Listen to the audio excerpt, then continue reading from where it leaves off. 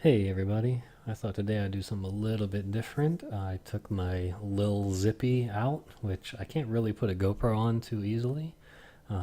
So that's why the quality is not great, and I didn't really feel like finding a song that fits just right, so I thought I would just do a little voiceover here, kind of talk you through what I'm doing. So the first things first, you may have noticed that I have a new version of Betaflight, which is still it's actually a little bit out of date now.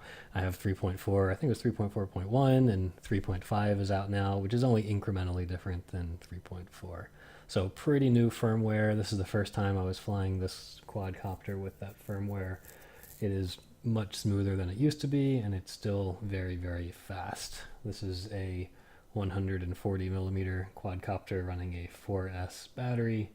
The motors on it are GemFan 1606 3500 kV, and I've got the props on it, which are also GemFan.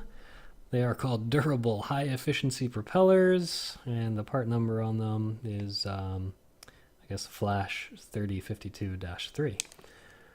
And I don't remember what the flight controller stack is that I'm using, but I'll have a link to it in the description below. So anyway, here I am just flying around on the green near my house, kind of the local park area. I'm also using the LaForge system in my Fat Sharks. This is only the, I don't know, second or third flight with the LaForge system, and I really like it quite a bit. That's what that 5740 is their frequency, and it's a diversity module, receiver module. So I've got two antenna on there, and that little bar would change between the A and B. I think the top is A, the A antenna, and the B is the B antenna, or the bottom one is the B antenna, rather. I didn't see them change at all, so I don't know if I just had full connectivity with the A one, so I never needed to flip over to the long range B patch antenna. But anyway, it seemed to work pretty well. The video here, since it is from the DVR off of the Fat Shark goggles, it's for whatever reason the recording does not look as good as it does when you're actually flying in real time. So what I saw was slightly higher quality here. That part there going around the bench was a little tricky. This quadcopter is definitely set up for speed, not so much for being smooth and making small movements. It's really for very tight, harsh movements, really fast turns, really fast acceleration. It's really a racing quadcopter, not so much a freestyle quadcopter.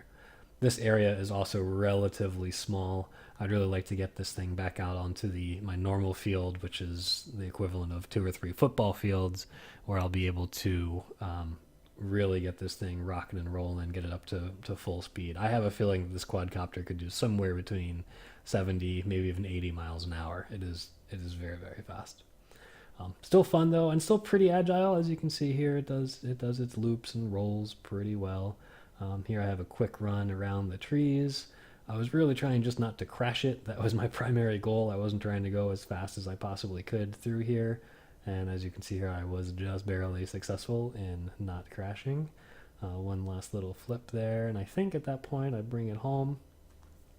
Fun little flight. It was a nice little break. I'm working from home today, so this was a nice little 5-10 minute diversion, and then I'm getting back to the grind.